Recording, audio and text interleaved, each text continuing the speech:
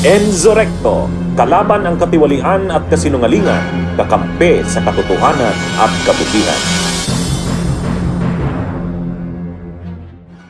Ito yan ay kinaklarify, nililinaw, gusto nating mabusising mabuti. Itong construction of slope protection dito sa Balante Creek, Marikina City, ito yung nakasaad dun sa National Expenditure Program na natanggap ko bilang district representative noong nakaraang linggo. Isinabit ito ng DBM at ayon naman sa DBM, ito yung agency initiated. Hindi nang galing sa kanila ang listahan, kundi nang galing sa DPWH. Kaya nung panahong naroon pa o nakaupo pa si then Secretary Bunoan, nagkaroon ako ng pagkakataon na magkausap kami at nilinaw ko sa kanya ito.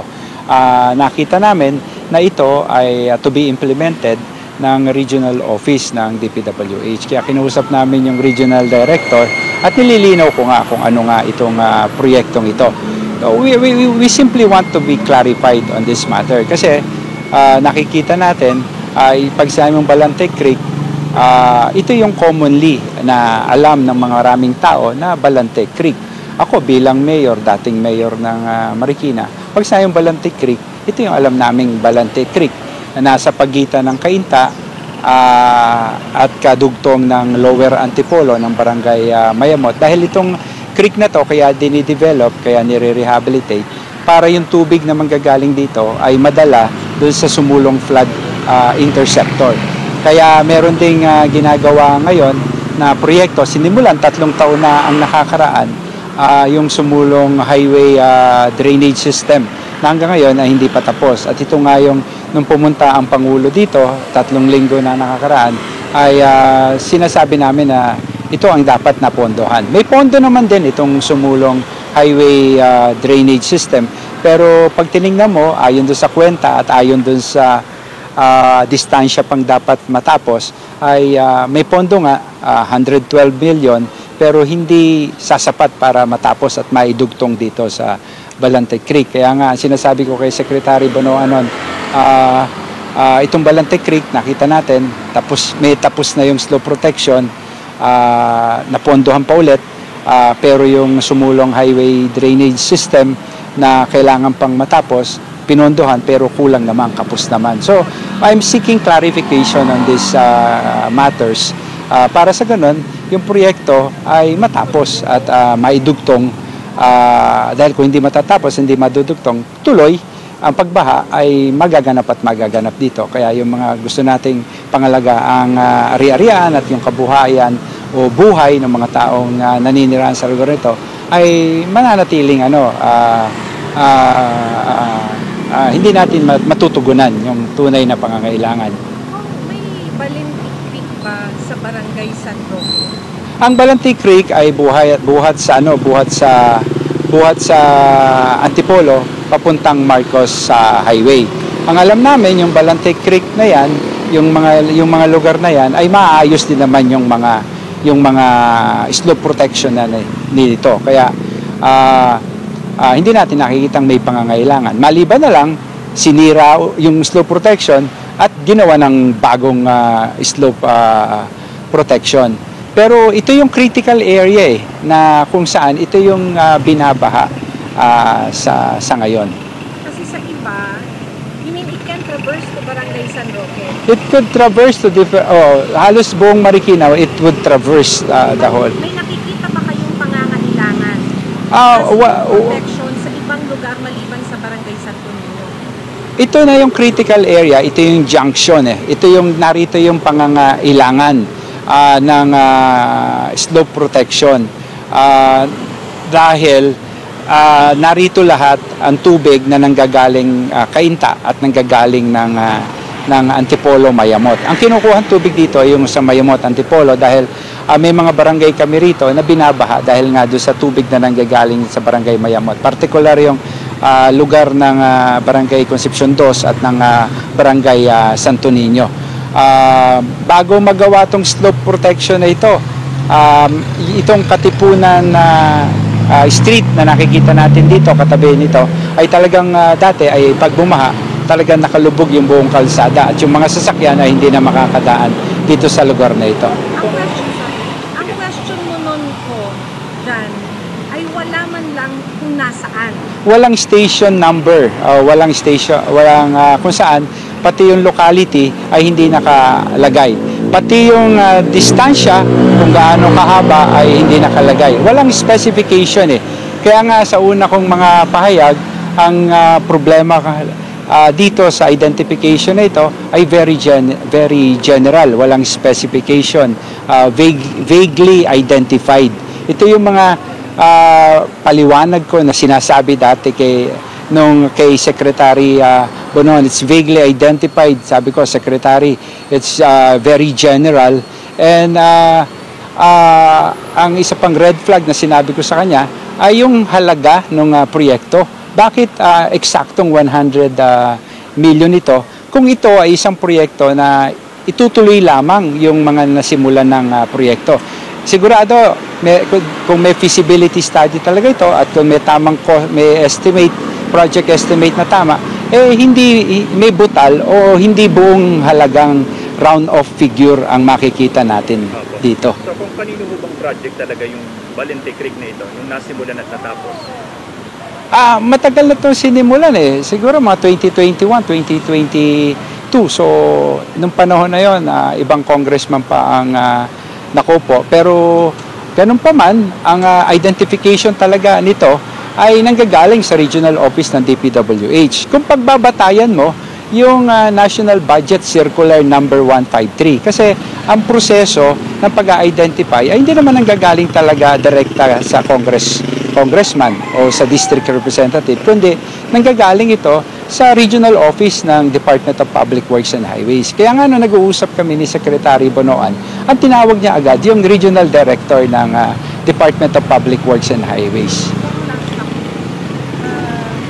Maliban dito sa Balente Creek, may pinag ka pa na dalawa. Bakit mo pinag? Dahil nakalagay dito sa ilalim ng rehabilitation of flood mitigation facilities within major river basins and principal rivers. Ito ang nakasaad sa National Expenditure Program na ibinigay sa akin as a district representative, na meron dalawa pa na rehabilitation of drainage outfall. Nakalagay ay phase 1 na may halaga na 50 million. Round off figure na naman. At yung pangatlo, nakalagay, ganun din ang title, Rehabilitation of Drainage Outfall, pero hindi siya phase 1, phase 2. Nasa isang NEP for fiscal year 2026, paano may patutupad na magkasabay yung phase 1 at phase 2?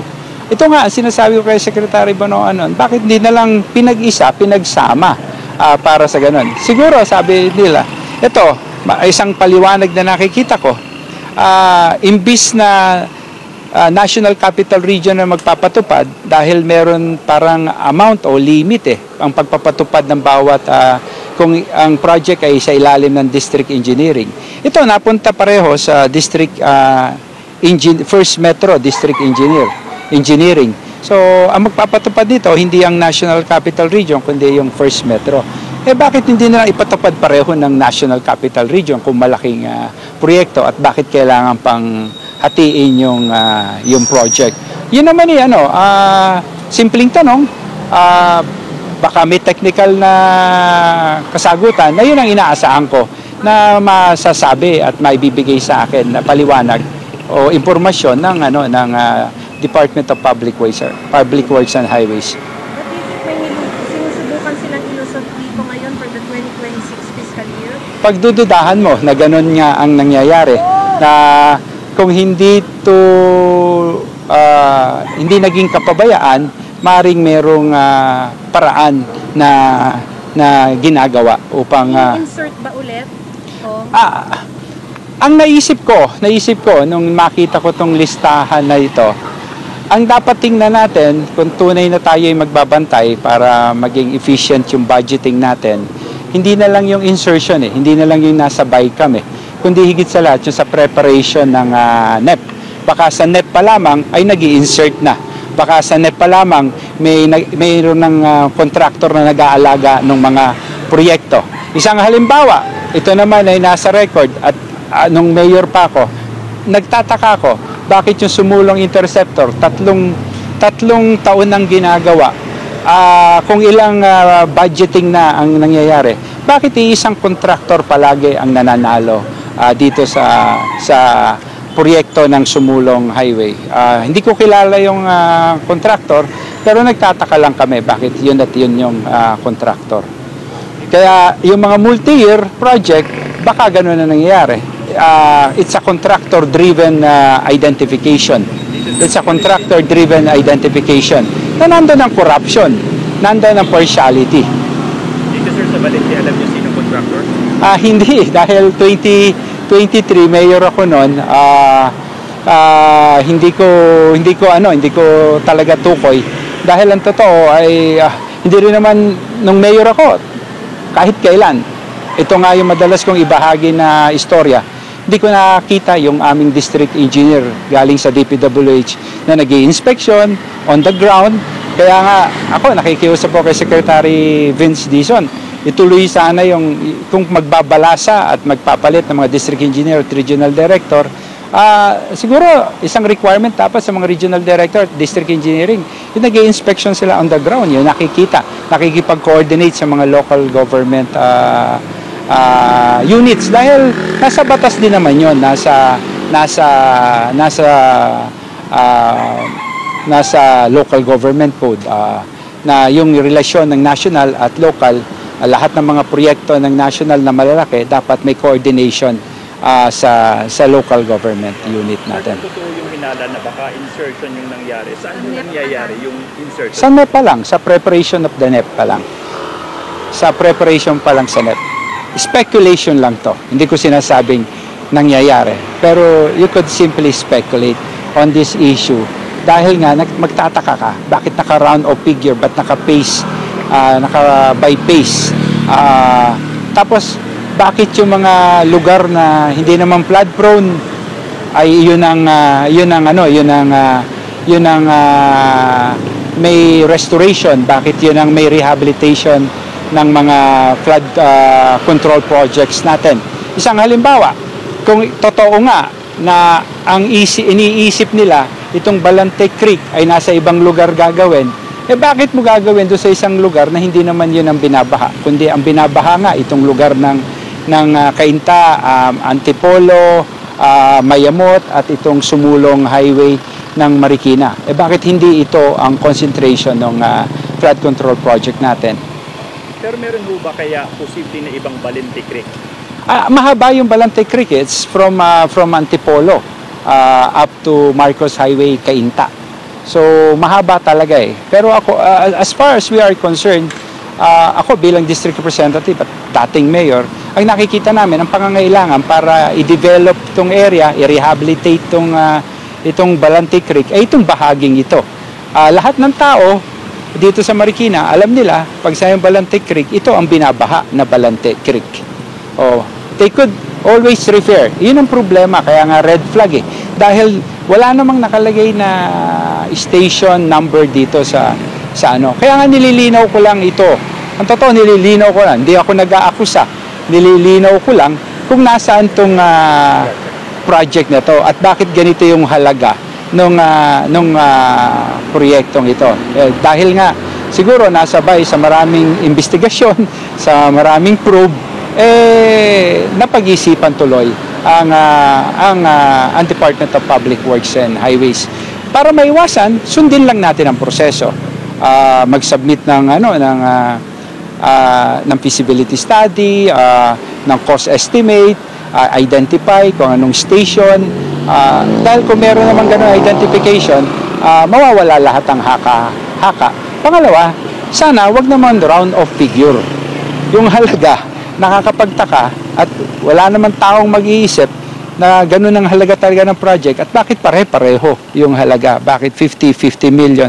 Isa pang ito, kinu-question ko nga pag pinuntahan mo itong kalsada na nakalagay dito para doon sa Convergence and Special Support Program ng DPWH, yung Rehabilitation of Road at Malaya Street, Barangay Malanday. Ito, specific, may street, may barangay. Pag pinuntahan mo naman to, maayos naman yung kalsadang ito. Ang totoo, inayos pa ng MMDA ang drainage dito sa lugar na ito. na-coordinate kaya ng Department of Public Works sa MMDA yung project na to? Dahil ang MMDA naman, ang Regional Development Council sa Metro Manila, bakit 25 million yung nakapasok dito? Ito naman ay pag-uusapan pa i-deliberate pa, magkakaroon ng hearing. Kaya may mga pagkakataon para naman ma-correct, ma-amyendahan itong mga nasa National Expenditure Program. Kung last na lang po, nung binanggit nyo kay Secretary Bunoan dati, yung issue po na yan, anong sagot po niya? Tinawag niya yung Regional Director. And then? Dumating yung Regional Director. Ang sabi ng Regional Director, i-check niya. Hanggang doon lang? Hanggang doon lang. Naghihintay ako ngayon ng detalye kung ano nangyari doon sa pag-check niya o dahil ito raw yung nakuha nila sa Department of Budget and Management. Ang sabi ng Regional Director, nag-submit sila ng maraming listahan.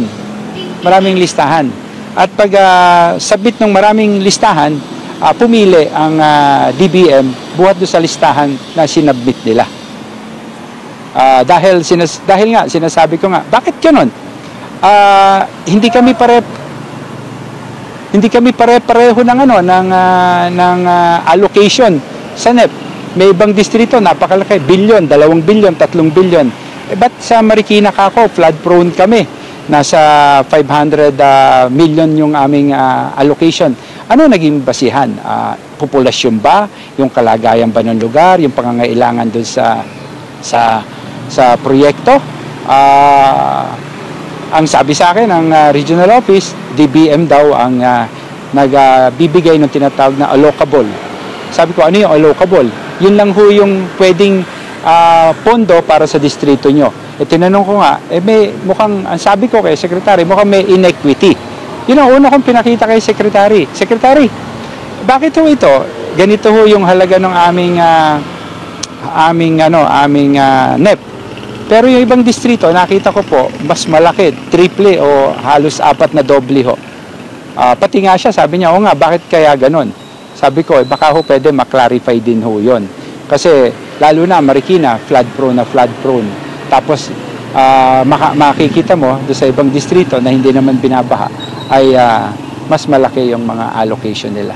O kaya, miski na sa Marikina, hindi pareho-pareho ang allocation ng bawat distrito. Bunyog! Halikan na kasama ka, Bunyog. Kapag buklod ay may pag-asa, Luzon, Visayas, Mindanao, isa ang pananaw. Sa bagong Pilipinas ang bunyog isisigaw. Bunyog.